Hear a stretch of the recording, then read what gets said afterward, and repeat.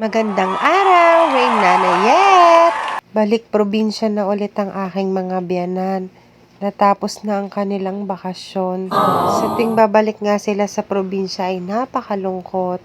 Ang mga bata kasi ay nai-spoil talaga nila ang kanilang mga apo.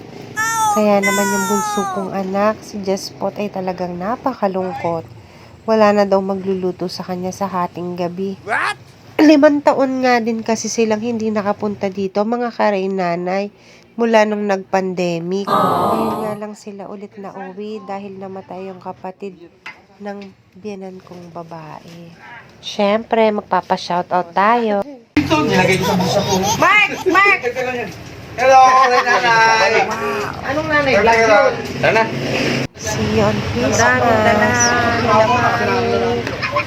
Tawagin kita. Tulungan na kita para makapagpas.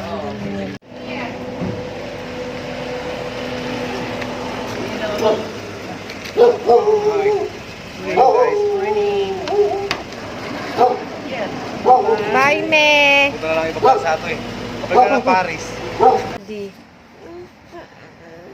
Umalis na si Daddy. Umalis na si Daddy na. Nak. Umalis na si Daddy. Umuwi na ng Aklan.